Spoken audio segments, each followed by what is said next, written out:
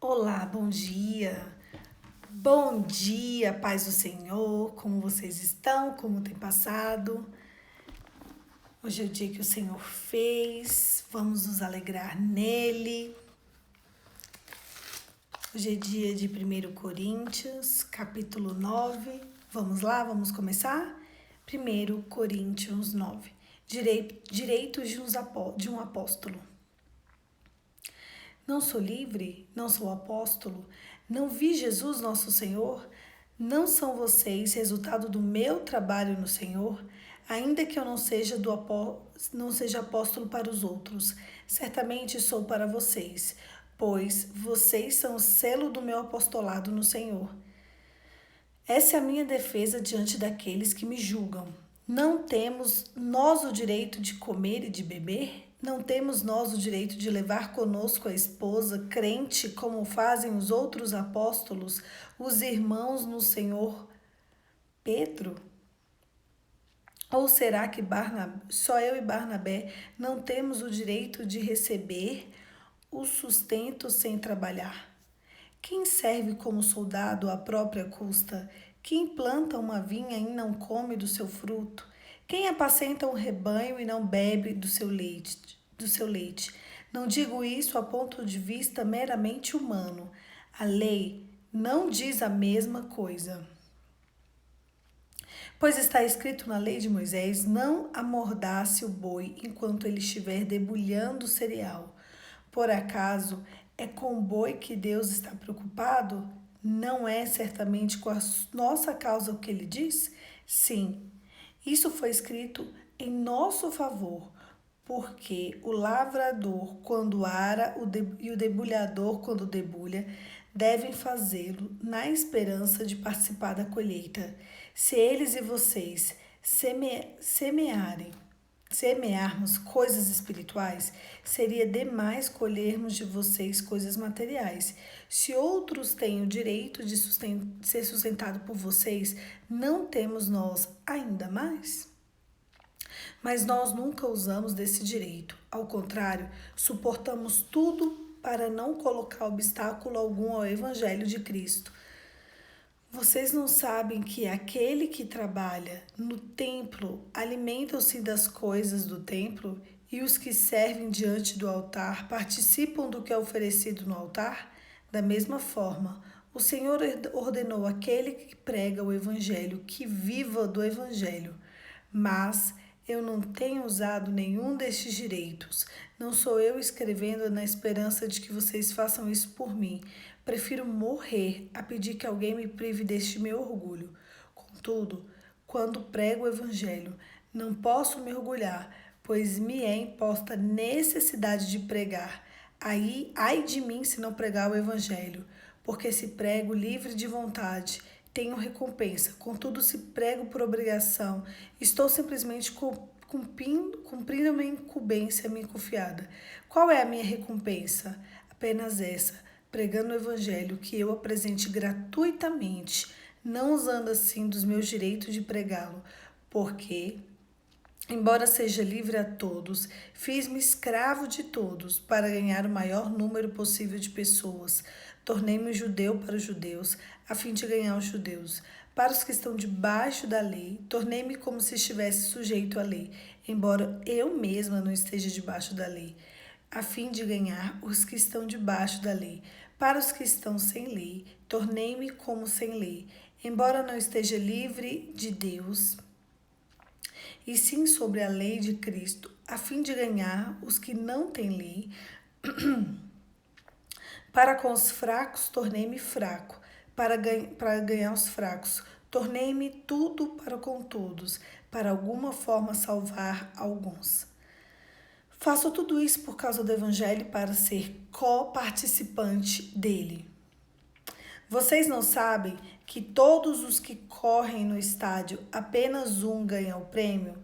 Corram de tal modo que alcancem o prêmio. Todos os que competem nos jogos se submetem a um treinamento rigoroso para manter uma coroa que logo perece, mas nós o fazemos para ganhar uma coroa que dura para sempre.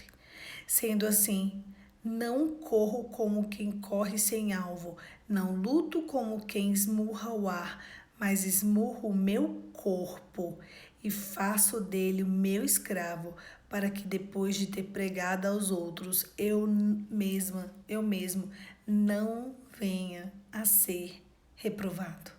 Uau! O texto começa falando sobre o direito dos apóstolos. Paulo aqui nesse contexto ele estava sendo julgado, porque outros apóstolos viviam do evangelho. E algumas pessoas da igreja de Corinto achou que a pessoa que pregasse o evangelho não precisaria de viver do evangelho. Mas existem aqueles irmãos, e a gente vê essa prática, esse costume até hoje, que ou ele vive do evangelho ou ele não se entrega de verdade. Porque, querendo ou não, o trabalho secular nos tira, né, uma parte do tempo que seria para o Senhor. E ele mesmo diz, olha, eu sei que é o meu direito e vocês estão julgando sobre o meu direito. Mas eu vou abrir mão do meu direito, o mesmo trabalho, para que depois ninguém venha ser julgado. Não sou eu e Barnabé, que era o ajudante dele, melhor ou pior do que os irmãos de Pedro, que eram outros apóstolos. E ali aquele povo estava muito desconfiado acerca de entregar a oferta para viver, o pastor viver, o apóstolo viver. E Paulo dizia, olha, se vocês fizerem isso, ele não vai ter como se entregar de corpo e alma. E ali ele vai explicando àquele povo que o julgamento deles é precário, que eles não podem simplesmente ficar entregues e imergidos no pensamento secular. Por quê? Quando você entregava um altar, comida, alguma coisa para os fariseus, os sacerdotes se alimentavam daquilo. A pessoa entregava a oferta, o sacerdote se alimentava daquilo. Então às vezes a gente pensa, eu não vou entregar nada no altar. O pastor não merece meu dinheiro. A igreja não tem que receber nada. E aí, como é que eles vão comer e vão beber? O maior erro do cristão é achar, e eles já achavam aqui, que o dinheiro que a gente entrega é um dinheiro desnecessário. O dinheiro, o dízimo, ele serve para nos blindar, mas ele serve também para alimento de quem está sendo dirigente ali. E ele continua o texto e a parte que eu quero trazer para vocês, e eu vou ler para vocês a partir do versículo 24. Vocês não sabem que todos os que correm no estádio, apenas um ganha um prêmio? Corram de tal modo que alcancem um prêmio. Correm de tal modo que alcançam um prêmio. Todos os que competem nos jogos se submetem a um treinamento rigoroso para obter uma coroa que logo perece, mas nós o fazemos para ganhar uma coroa que dura para sempre. Sendo assim, não corro como quem corre sem alvo, não luto como quem esmurra o ar, mas esmurro o meu corpo e faço dele o meu escravo, para que depois de ter pregado aos outros, eu mesmo não venha a ser reprovado. Olha só, vocês sabiam que nós seremos co-herdeiro com Cristo, reinando em glória? O céu é feito para que os filhos dos homens, ou seja, eu e você, reinássemos com Deus e com Cristo. Então, quando a gente vai para o Senhor, nos é entregue uma coroa de ouro. Não só isso. Nessa coroa de ouro, coisas que a gente faz aqui na terra, quanto mais entregues ao Evangelho nós somos, quanto mais de Deus, mais santificado nós somos, nos é concedido pedras em nossa coroa. E aquelas pedras determinam onde iremos reinar no céu. O céu não é um lugar parado, morno. O céu não é isso, como algumas pessoas falam. O céu é cheio de movimento. O céu é uma cidade como a terra. Tudo que tem aqui tem no céu, mas muito melhor. Tudo que a gente tem lá. Só que lá nós temos tudo que temos aqui melhor e santificado. Entendem? E, Poli, vem cá. Eu já até falei isso várias vezes aqui pra você. Como é que é esse negócio de pedras preciosas? O céu, ele é composto. O céu tem ruas de ouro, tem pérolas. Olha só. O inimigo da nossa alma, Satanás, ele era Lúcifer, anjo de luz. Eu já contei para vocês que a estrutura corpórea de Lúcifer eram pedras preciosas.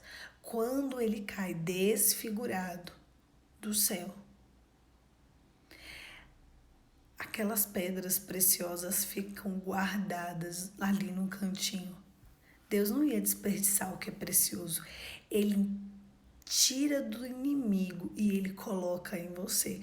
As pedras preciosas que a Bíblia menciona são aquelas que estavam no corpo de Lúcifer. E então, por isso, como um prêmio. Por que as pedras são um prêmio? Porque ela é o prêmio para a santidade.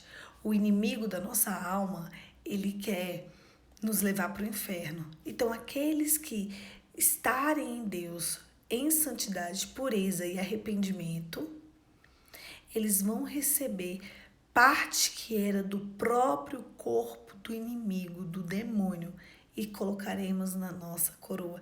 E ele tem ódio disso. É ódio, a palavra dele é ódio a despeito da humanidade. Porque você imagina, aquilo que era seu, o maior despojo que Deus pode dar para o filho do homem é tirar do corpo do inimigo aquilo que era o corpo do inimigo e entregar para nós. A gente já tem um corpo, né? E no céu teremos esse corpo mais glorificado. É uma Poliana bem mais bonita sem plásticas. É um você bem mais bonito sem plásticas. E então o inimigo da nossa alma, ele se irrita com isso. Porque ele sabe que era dele, que era o corpo dele. E Deus nos dá como despojo. Poli, mas o que é um despojo? Despojo é o seguinte, antigamente, quando eles guerreavam, eles matavam a cidade inteira. E tudo que ficava ali naquela cidade, Deus permitia que o povo pegasse para eles. E então, era o despojo. O despojo é a recompensa pela vitória. Então, como uma recompensa pela nossa vitória, pela nossa caminhada cristã, porque nós vencemos o inimigo em terra, o Senhor nos entrega uma coroa que é nossa, que é parte do ouro do céu, e coloca pedras na nossa coroa. Sabe, às vezes a gente olha coroas tão lindas, tão maravilhosas, mas nada se compara à coroa da vida. E vai receber a coroa da vida aqueles que são de Cristo, estão em Cristo. Olha que interessante, ele termina falando assim, mas eu esmurro o meu corpo e eu faço do meu corpo meu escravo, para que depois de ter pregado a vocês, eu mesmo não venha esmorecer, eu não venha ser reprovado diante de Deus. Ele diz aqui o seguinte, ele vai além dele mesmo. Sabe quando a pessoa vira para mim e fala assim, eu não dou conta, é mais forte que eu, eu não posso, eu não consigo, eu não vou. Eu penso, onde está você esmurrar a tua carne? Eu não vou perdoar essa pessoa. Poliana, deixa eu te falar, o que essa pessoa fez contra mim é tão nefasto, é tão indigno, é tão iníquo, é tão baixo, é tão vil, é tão violento que eu não tenho como perdoar.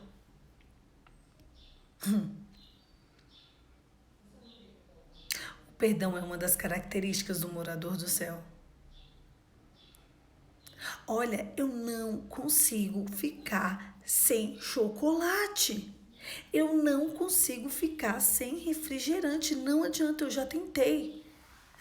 Eu esmurro Eu esmurro. A palavra diz que é para esmurrar a tua própria carne, até que o teu corpo se torne escravo. Quem é escravo? O escravo tem um senhor, e a Bíblia diz que o teu senhor é você. Quem manda não é o teu corpo, quem manda não é o teu desejo, quem manda não é a devoção do teu coração. Quem manda em você é você. Se você sabe que não tem que fazer, não faça. Esmurre a sua carne. Porque às vezes a pessoa prega o evangelho, entrega a palavra, pessoas são libertas, pessoas são transformadas e ela mesma não vai para o céu.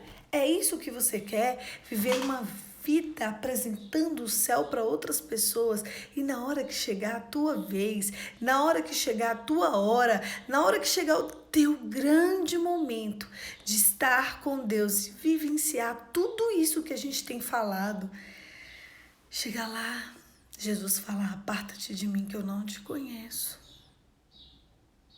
É isso que você quer?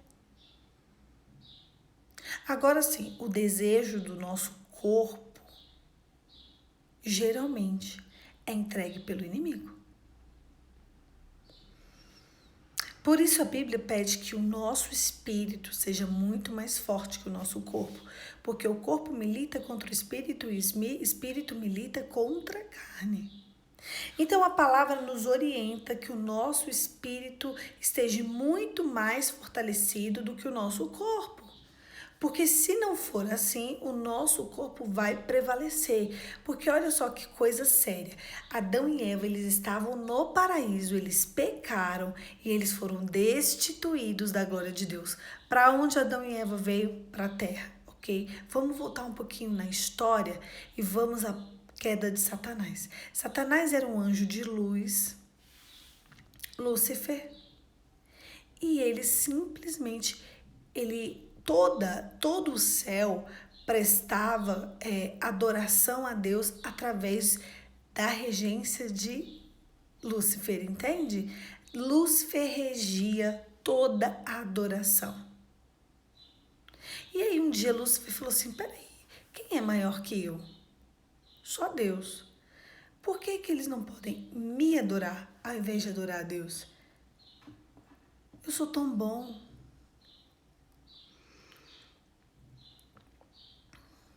Eu também sou digno de adoração. Eles têm que me adorar. Eles já quase me adoram. Sou eu que estou regendo isso aqui tudo. Então ele convence a terça parte dos anjos. Então tem 1/3 dos anjos de Deus que foram entregues à adoração do inimigo. O inimigo conseguiu convencer até uma parte dos anjos para vir com ele. E ali eles vieram com Lúcifer caídos. Então assim, depois eu vou fazer um devocional sobre anjos. Cada anjo tem um formato. Existem querubins, serafins, existem anjos com formato de homens, como eu e você. Existem anjos com formato de animais. Existem anjos com muitos formatos, muitos. Existem anjos com formatos que a gente não conhece. Existem anjos de guerra. Cada um deles serve para uma função. E da mesma forma que tem anjos de Deus assim, existem anjos de demônios assim. E parte da estrutura corpórea desses anjos foi retirado deles também. Ai, pode.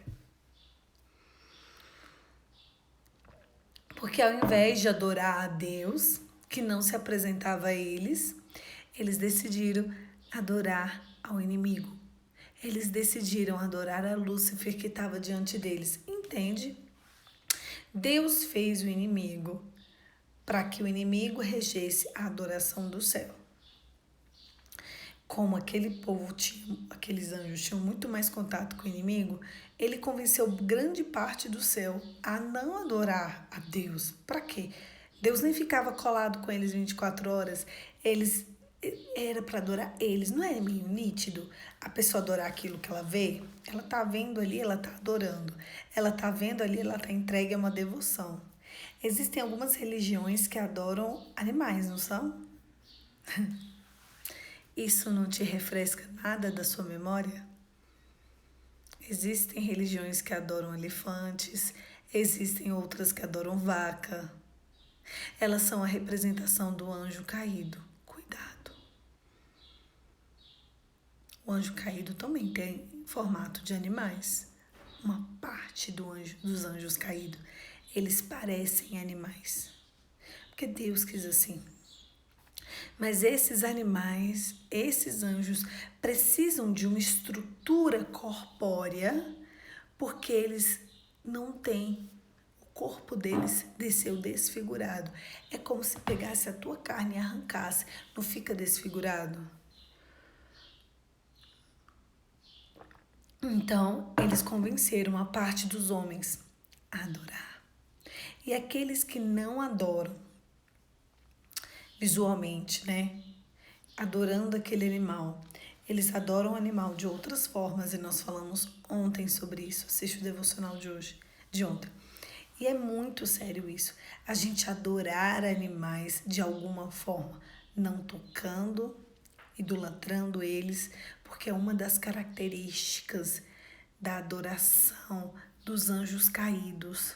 É isso. E então, como eles não têm corpo, eles precisam do corpo de alguém ou de alguma coisa para que se preste adoração. Quando você se abstém de algo por causa de um animal, faz parte do plano do inimigo para que isso aconteça. Você só pode se abster de alguma coisa por causa de Jesus.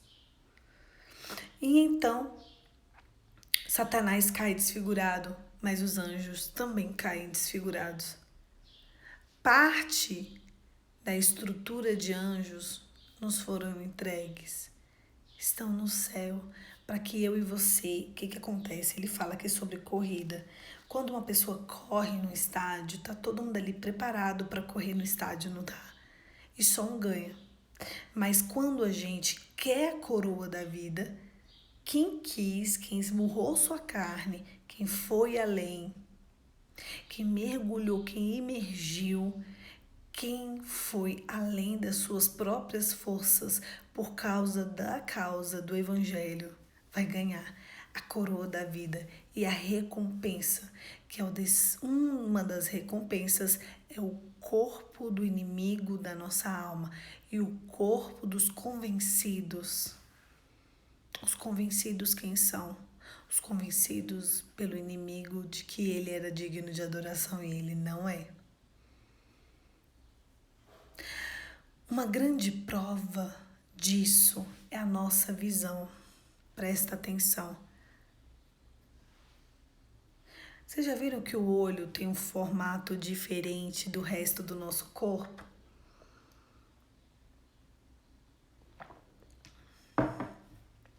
O nosso olhar representa parte das pedras que caíram, que foram retiradas deles. O brilho do olho é o brilho de pedras preciosas. Todas as vezes que o inimigo quer atrapalhar os seus planos, ele vai te cegar. Ele vai fechar os teus olhos. Ele não vai deixar os teus olhos abrirem. Porque o dia que os teus olhos abrirem, você vai ver quem é ele. Porque você tem o que é dele aqui. Existem pessoas que têm o olho claro, né? E ali o inimigo tem ódio. Existem pessoas que têm um brilho no olhar, não tem? Ele tem mais ódio ainda. A palavra certa é essa. Porque os nossos olhos abertos representa para ele o que é dele. O brilho no teu olhar cega ele. A verdade no teu olhar cega ele. Então, às vezes, ele nem precisa influenciar tanto, ele só vai te cegar, porque ele sabe que o que tem na sua visão era dele. Deus entregou no nosso próprio corpo um despojo para mostrar para ele que vão haver pessoas que vão esmurrar a sua própria carne e não vão ceder às astutas ciladas do inimigo. Vocês estão entendendo o nível da nossa conversa?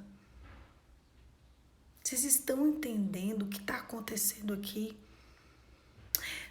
Toda cegueira espiritual que você vive é porque o inimigo quer te cegar. Da mesma forma que ele é desfigurado, ele quer desfigurar a tua visão. Da mesma forma que o inimigo é cego, da mesma forma que o inimigo é destruído, ele quer destruir a tua visão. Algumas pessoas sabem que eu nasci com uma doença. A minha mãe tinha rubéola e em algum momento da gestação essa doença foi paralisada. Acreditamos, eu e mamãe, que foi no dia que ela descobriu que estava grávida e colocou a mão na barriga dela e fez uma oração. O Deus que fez a terra, o céu, a água e o mar, cura o neném no meu ventre. Em nome de Jesus, cura o neném no meu ventre. E ali a doença foi paralisada. Só que eu já tinha resquícios da doença. Então eu nasci com os pés cheios de bolhas e abria e soltava pus e sangue. E eu fiquei assim até os 13 anos. Eu nasci com os ouvidos tampados. Se você observar um lado pro outro é diferente, porque eu tive que fazer cirurgia para os meus ouvidos se abrirem. E eu fui praticamente cega até o ano de 2009. Eu já estava na faculdade e um dia, de uma forma surreal, eu acordei e senti uma dor insuportável nesse olho. Quando eu abri meu olho estava em chamas, em sangue, ensanguentado. Fiquei em estado de choque. Saí correndo, fui pro hospital, não conseguia nem abrir o olho. Esse aqui eu abria pouco. Uma dor insuportável e ele estava tão ensanguentado que eu estava tão assustada. Cheguei no hospital, fiz a minha ficha, fiz exames. Na hora que eu sentei na sala do médico, meu olho cicatrizou imediatamente. O médico falou, uai, o seu quadro aqui era um desespero. Ele me passou na frente de todo mundo. Chamaram as ajudantes ali do oftalmologista. Falaram, o olho dela estava ensanguentado, estava mal. Ele falou, então vamos consultar. E descobriram que os exames que foram feitos eram todos pré-operatórios e eu fui aprovada para operar o olho. Só que eu tinha 3 deficiências no olho, principalmente no olho direito, que faz com que eu não tenha o eixo principal da visão. Então, esse olho, se eu estiver muito cansada, agora nem tá muito, eu fico meio vesga. É sério, é a coisa mais bonitinha do mundo. Esse meu olho aqui, ele é meio trocado assim, ó. Eu fico meio trocadinha das antenas. E segundo a medicina, não existe a possibilidade de uma pessoa ter miopia, astigmatismo e hipermetropia no mesmo olho. E eu tinha. Esse aqui era miopia, astigmatismo, esse aqui era miopia, astigmatismo e hipermetropia. E diz que astigmatismo e hipermetropia são antagônicos entre si. Porque aquela que tem astigmatismo e hipermetropia é cego. Não existe a capacidade de ver quem tem essas 2 deficiências. E eu veia. E ele operou. Todo mundo dizia que eu não podia operar. Eu sei que aconteceu um milagre. Faltando 2 dias para o meu plano de saúde vencer, eu consegui autorização. Enfim, eu já até contei esse testemunho aqui. E eu fui e operei.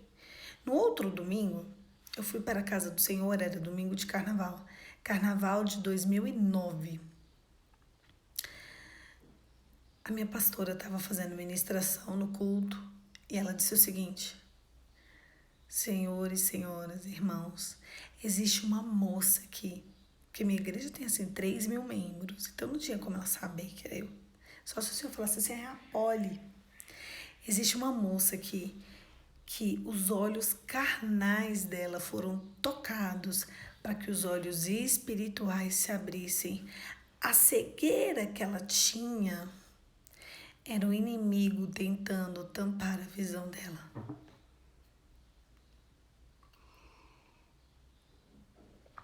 Deus me revelou que a medicina havia como impossível, mas Ele mesmo fez a cirurgia nela. E hoje ela tem uma capacidade de ver e ela vai ver para sempre sem óculos, para que ela entenda e saiba que os olhos espirituais dela estão abertos para a glória de Deus. E ali eu fui até batizada em línguas. E por que eu tô contando essa história para vocês? Porque o inimigo da sua alma, ele tá te cegando. Às vezes você nem tem problema de visão real, mas tem espiritual. O inimigo, o diabo, ele quer te cegar. Ele quer te levar para perto dele. Poliana, mas eu não quero ficar perto dele. Você não quer? Frutos de santificação. Frutos de santificação. Sem santidade é impossível ver a Deus. Eu vou ler o texto de Hebreus, capítulo 12, versículo 14. Esforcem-se para viver em paz com todos os homens, porque sem santidade ninguém verá o Senhor. E santidade significa ser puro. Então, a partir de agora, que a pureza, a verdade e o arrependimento sejam os norteadores da sua vida, porque eles sim vão fazer você ter a capacidade e a legitimidade para entrar no reino dos céus. Não se esqueça, quando o desafio estiver muito grande, não tem problema, esmurra sua própria carne e vence o inimigo da sua alma. Todas as coisas podem te ser lícitas, mas nem todas te convêm. O que é lícito e não convém a uma mulher de Deus. O que a lei brasileira permite e a lei do céu não permite a um homem de Deus. Entre a lei dos homens, que aqui o corpo perece e morre e acabou, e a lei de Deus, o que é que você quer para tua alma? O que é que você quer para o teu espírito? Vença a si mesmo. Deixa que o teu corpo seja escravo de você. Quem manda é você, não é o teu desejo. Amém? Feche os seus olhos e vamos orar.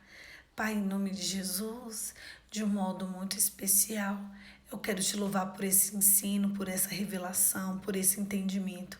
Meu Deus, verdades que foram encobertas de nós, hoje nos são reveladas. Obrigada, Pai, pelo teu espírito de discernimento. Obrigada pelo teu espírito de revelação e de ensino.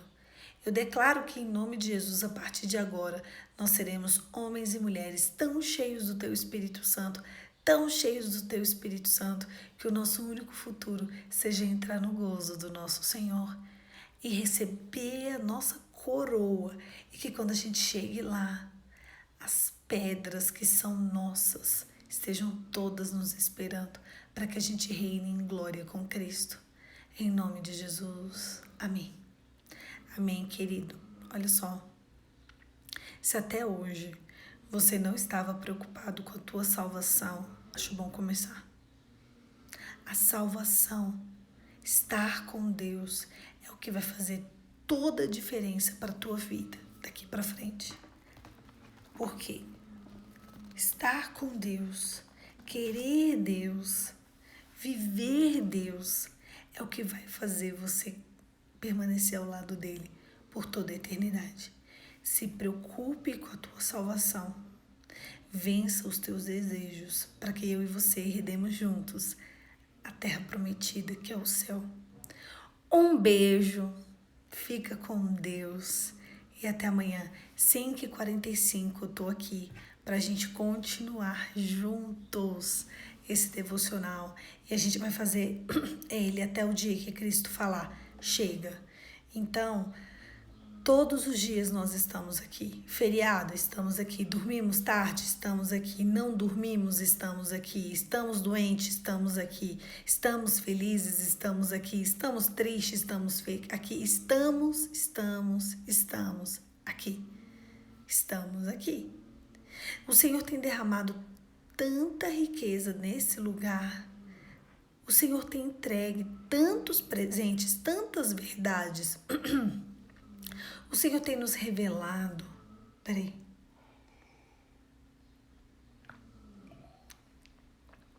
E às vezes você me fala assim, não, Polly, por você, porque você que prega. Não é não. Eu tenho recebido tanto testemunho de vocês que têm a prática de assistir esse devocional ao vivo todos os dias, não é? Todos os dias, sabe? Coisas que o inimigo tentava roubar e tinha roubado de vocês. O Senhor tem entregue. Então eu vou dizer uma coisa para vocês: permaneçam aqui em fé, porque o Senhor é que nos garante a vitória. Amém? Amanhã, 5h45, eu espero você. Espero mais um convidado ao vivo, hein? Quando você chega aqui, tá vendo? Tem aqui, ó, esse aviãozinho aqui do lado, ó. Você pega esse avião e você envia para toda a sua lista de contatos. Na hora que você pega esse avião e sai clicando nos seus contatos, não fecha a minha voz, vocês conseguem ouvir tranquilamente. Chegou na live, se você tá vendo, esse avião tá bem aqui, ó. Para mim, ele tá bem aqui. Se você clicar nele, aí vai ter que abrir o espaço, escrever assim: só vem. Só vem. O seu coleguinha pode entrar nessa live. Ele entrando nessa live pode ser convencido. E ali você é um semeador do reino de Deus. Olha que coisa linda. Então é isso. Um beijo. Fique com Deus e até amanhã.